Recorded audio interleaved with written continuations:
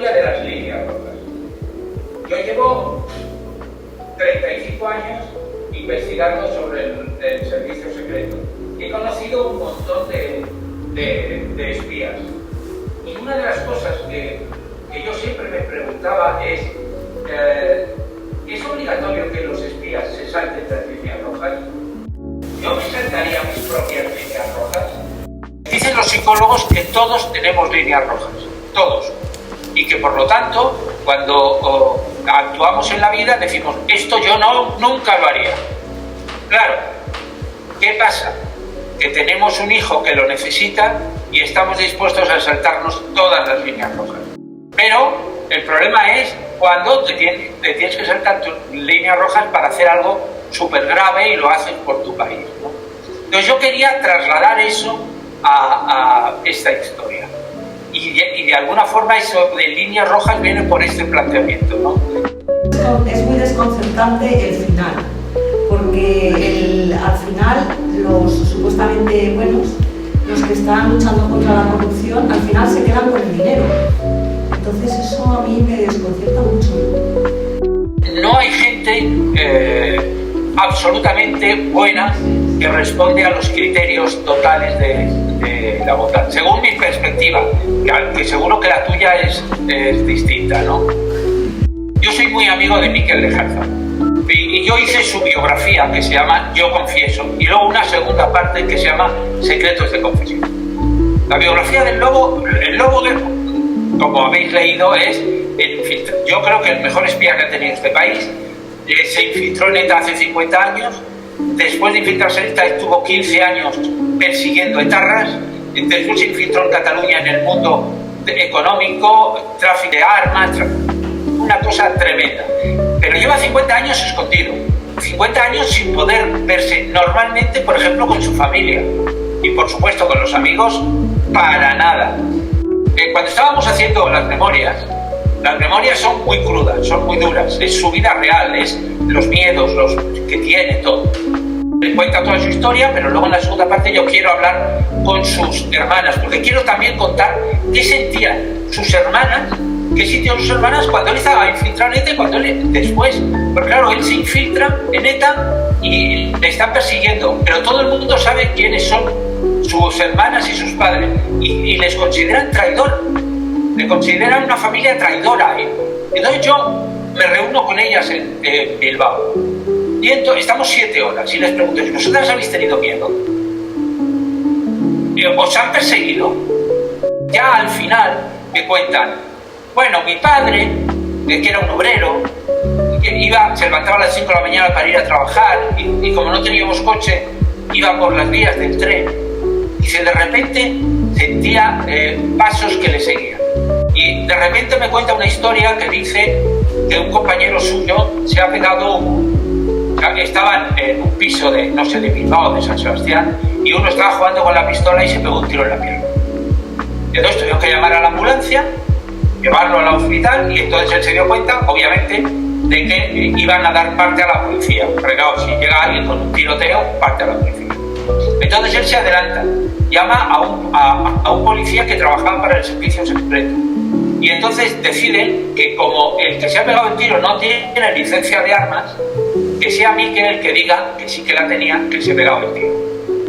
Que se había equivocado, tal, y que se había pegado. Y entonces le lleva supuestamente detenido ante el juez. Y tienen la mala suerte que el juez de guardia es cercano a ETA.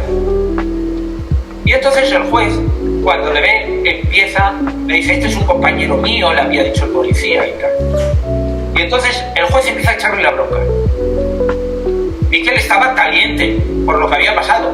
Y le empieza a echar la bronca. Es que venís aquí con las pistolas, no teníais que venir, es que estas cosas no se os necesita para nada, etc. Y Miquel le saca la pistola al policía que iba con él y se tira encima del juez. Y le mete la pistola en la boca. Y le dice, te voy a matar, cabrón, te voy a matar. Cuando está contando esta historia, de repente para y me mira. Yo me quedé patidifuso. Y me dice, esta historia mejor no la contamos, ¿no? Y le digo, ¿cómo que no? Claro. juzgamos. Digo, ¿tú estás arrepentido? Dice, totalmente arrepentido. Los buenos a veces también se equivocan o a veces no son tan buenos como nosotros nos imaginamos. ¿Sabéis qué pasa? Que cuando yo hablo de líneas rojas, en realidad Izaskun es Arantxa Berradre, que no sé si habéis ido al cine a ver la película La Infiltrada. Sí. Que esta policía, la única que se infiltró en ETA, estuvo 6 años o 7 hasta conseguir entrar en un comando. Que luego entra en el comando Donosti. Y el comando Donosti eran 2 etarras. Eran tan malos los 2 etarras, tan asesinos, que uno, 25 años después, le acaban de poner en libertad condicional todavía. En libertad condicional. Y ella tiene que vivir con los 2 etarras durante 1 año. Imaginaros, que es lo que yo me imagino, una policía que está con 2 tíos, con 2 miembros de ETA, que matan policías, que si ellos descubren que ella es una infiltrada, no van a dudar, por mucho que les guste, por mucho que se enamoren, como queráis decirlo, no van a dudar en matarla. Pero claro, ella en ese momento es una etarra, y aunque parezca difícil, les enseñan a que cuando están infiltrados solo piensan con una parte del cerebro, que es la del cerebro de infiltrado. Tú eres miembro de ETA, estás a favor de la independencia, odias a los policías, lo mejor del mundo es estar con un etarra, que son los héroes del pueblo, con un budal y tal. Y no con la otra parte del cerebro, donde guardan que ella es de Logroño, que es policía, que tiene unos padres que la quieren. Entonces, cuando está dentro, lo hace convencida de que lo tiene que hacer. Pero claro, en aquel momento ella no se salta la línea roja, porque la línea roja de la etarra está dentro de todas esas cosas. El problema es cuando consigue la detención del comando, la detención de otros etarras, y cuando, una vez que los han detenido, a ella la mandan fuera de España a una embajada. Entonces ella hace la descompresión y entonces se da cuenta, qué bien, he triunfado, he conseguido meter a estos asesinos en la cárcel, qué bien, pero lo que he tenido que hacer, las líneas rojas que me he tenido que saltar para poder conseguirlo. Entonces, el éxito está claro, pero en esa mochila que llevamos todos, que lleváis vosotros, que llevo yo, sin ninguna duda, hay varias piedras metidas de las cuales ella no se podrá separar. No se podrá separar nunca, porque el sufrimiento que a ella le dejó tener que hacer lo que fuera, sin duda le mataría.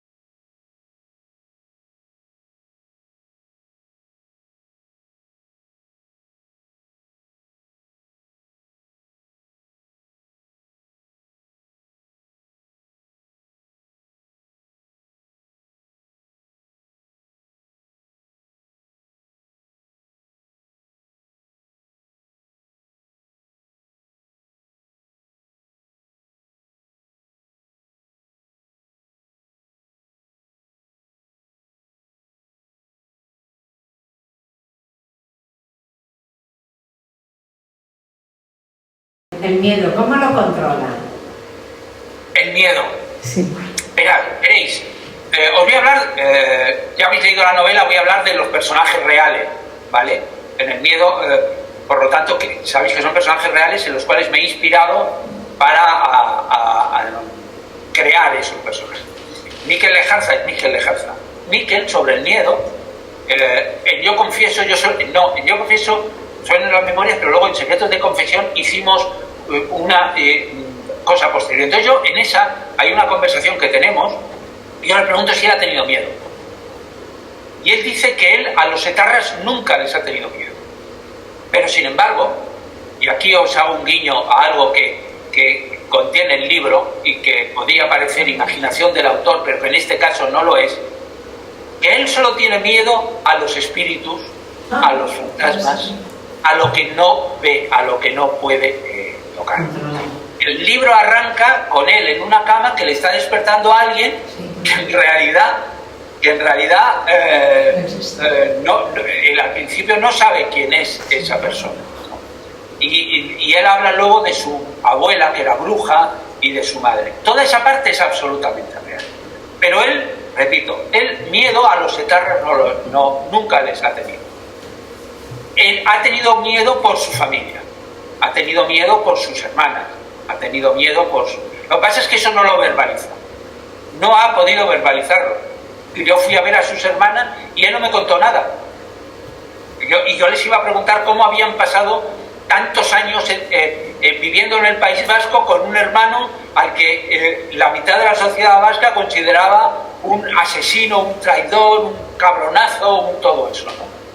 Él me da la sensación de que ha sabido poco y que no ha querido porque tenía su remordimiento. Pero su familia sí pasaba bien. Sin embargo, hay otro personaje que es Fred Hermel, que es el espía jubilado. Fred Hermel está inspirado en Fernando San Agustín. Fernando San Agustín es un espía catalán que vive en Cataluña, que ahora tiene 80 y tantos años, y que... ¿Se ha congelado? Sí, se ha perdido la conexión. Ay, madre. Se ha congelado. La conexión está muy entretenido. Sí. Está muy bien. Se ha perdido la conexión. Qué raro. A ver si nos lo está intentando. Está intentando.